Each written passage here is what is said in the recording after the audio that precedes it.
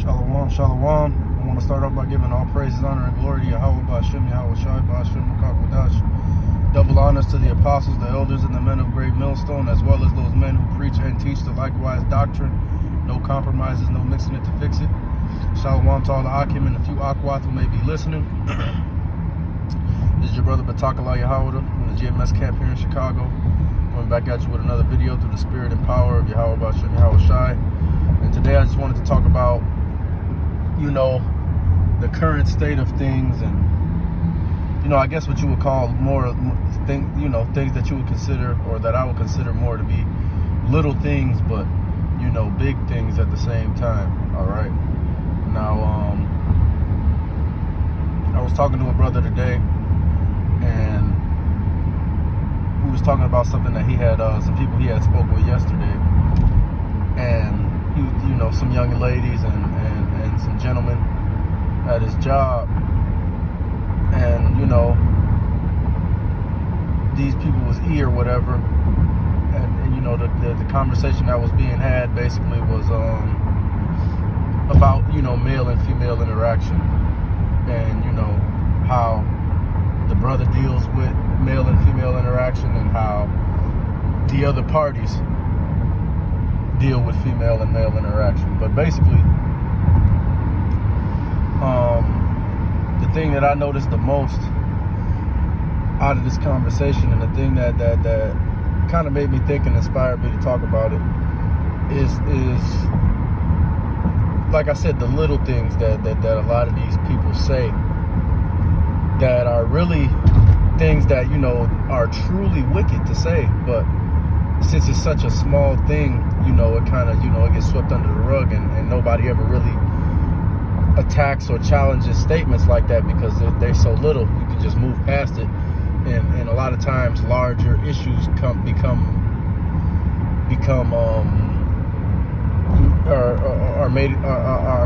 are pointed out in the conversation, basically. But one of the things that first let me quote the scripture, Salakia. But, the scriptures say that folly is set in great dignity. And this is truly a great example of that, man. One of the young ladies, and this is the opinion of all of these young ladies at the time. Now, the brother ended up persuading them beautifully and making them understand why certain things work with certain people and certain things don't. And this is all a friendly conversation, by the way, too. I don't want Jake to, go out in the world and try to challenge people's ideologies, because that could be dangerous. You need to be harmless as a serpent, or Slakia, wise as a serpent and harmless as a dove. So don't just go outside trying to challenge people's morals and people's ideals, because a lot of these people have grown up with these ideals their whole life and will fight to the death for them. And a lot of bad things can happen to you if you're dealing with the wrong people. But nonetheless, it was a copacetic situation, and the brother's a copacetic and personable brother, so he can preside over things like that. But what all of the women, the things that they were saying were just so disgusting, but they were just looked at as regular everyday things.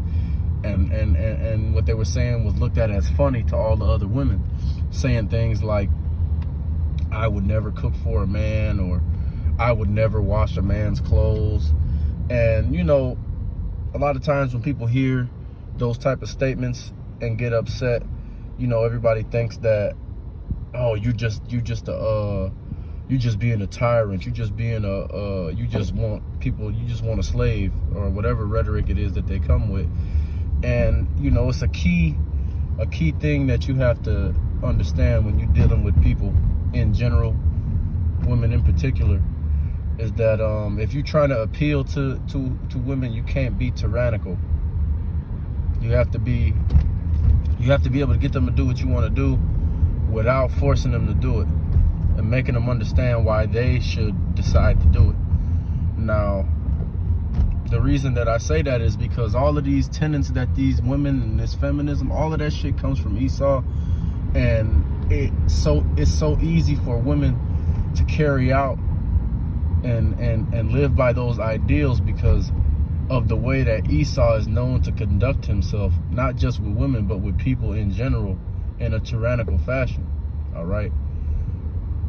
All this shit they be talking about that men do and this and that, y'all don't really be seeing Jake doing a lot of that shit. For the most part, Jake is a sucker, and whatever the woman says is what it's gonna be. And if Jake can't deal with whatever the woman says, then he'll just leave and start somewhere else. All right, Jake ain't really beating women half to death to get them to do what they want them to do or nothing like that. Now, you know, Jake could take a woman to the barbershop, as I like to say, every once in a while.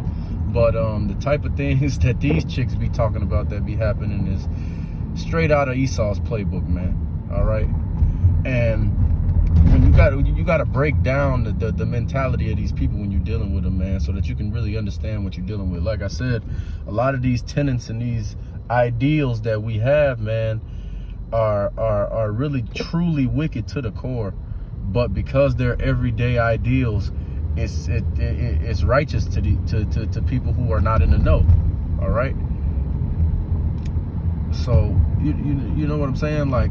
And then you got to think about who you're getting these ideas from. That's another thing, man. Like, when you come into the truth, you understand that Esau is the one that's giving all of these ideas to people, man, and teaching people to carry out these ideas.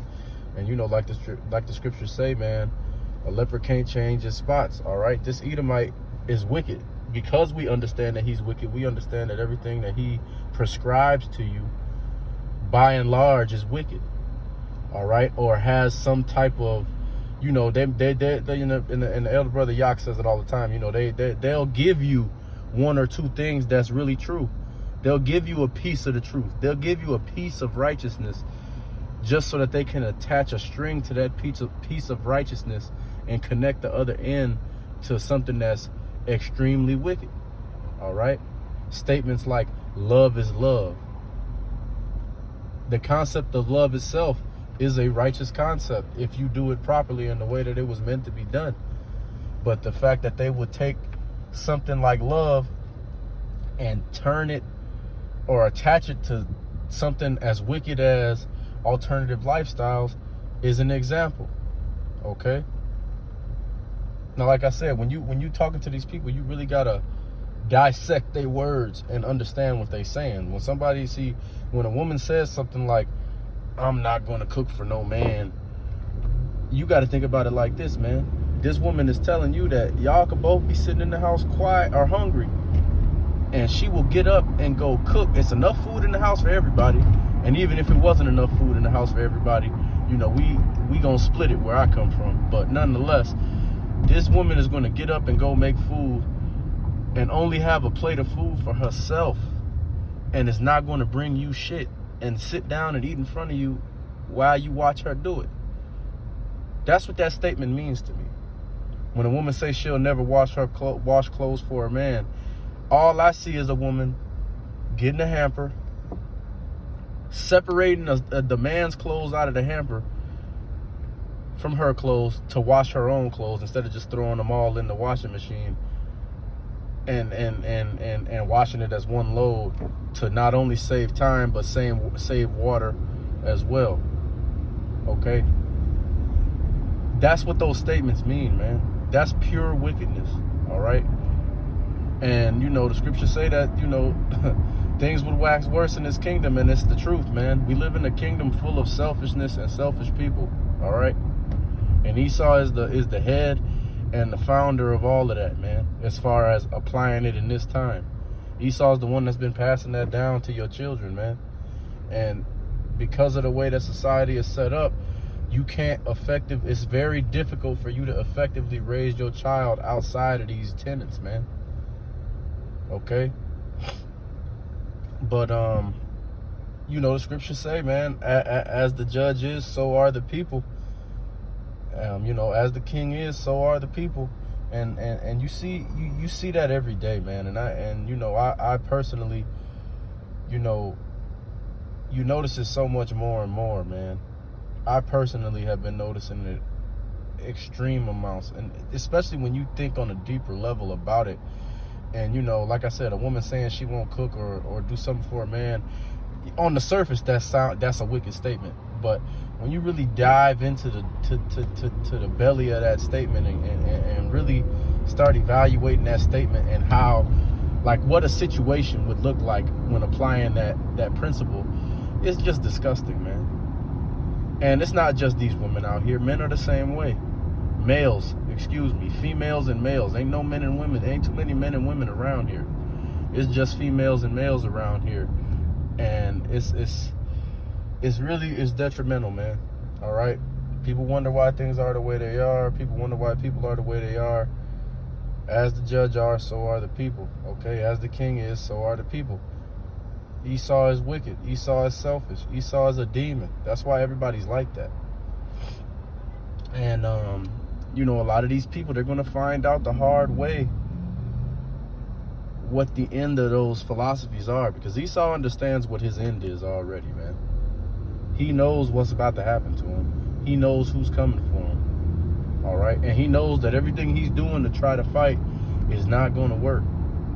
The only thing he wants to do is to try and get everybody attached and hitched onto his ride so that everybody can get the same fate as him. And I guess in his crazy, demented head, if everybody is in the same state, then they'll be able to be saved too, because the Lord, I guess, I don't know, man. The Lord will decide to spare them because everybody's wicked. But that's not going to happen, man. All right, the scriptures say that, Salakia, I don't want to butcher it. How does it go? Basically, the scriptures say that, you know, without the Lord intervening, that Esau would be able to fool the very elect, roughly paraphrasing, Salakia. But you know, that lets you know that the Lord got a certain number of people that's not going to fall for this, because he's with them and he's not going to let them fall for it. All right. So it don't matter what Esau does. It don't matter what none of these people do. This world of wickedness is on its way out, and it's falling fast, man. Look around you and look at everything that's happening. All right, a lot of things are about to start happening quick, and things already been happening quick, but it's about to speed up even more, man. And it's going to get a lot worse. But you know, like I said, man, you got to understand who you're dealing with out here, man, and you got to understand the core, like the real true potential of these people's wickedness. All right, when you're dealing with people, because it's kind of hard, you know, especially if you're dealing around brothers a lot. You know, you tend to, you know, I'm not saying that you'll put a person in the world on that level or anything like that, but you know, you want to be peaceable among all men whenever possible, like the scriptures say. So I understand that, you know, you try to deal with people a certain way and etc. But you know, you can still be peaceable among all men if possible, and have understanding about who they are, the type of mentality that they got, you know, understanding the true extent of their wickedness as individuals. You can do all of that and still be peaceable, and it would behoove you to do so, because you don't know who any of these people are, and things are going to get bad soon, and it's best to take account of everybody that you around. But yeah, man, you know, there's not really much else that can be said. You know, we live in a truly wicked kingdom and a truly wicked place, and like I said, and really like the scripture said, you know, it's a land where light is for darkness and darkness is for light. So these people, they really believe that they doing the right thing in their wickedness, man, and that's why it's so dangerous. All right.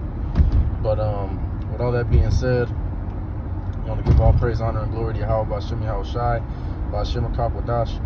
Double honors to the apostles, the elders, and the men of Great Millstone, as well as those men who preach and teach the likewise doctrine. No compromises, no mixing it to fix it. Shalom to all the Akim and the Akwath who may be listening.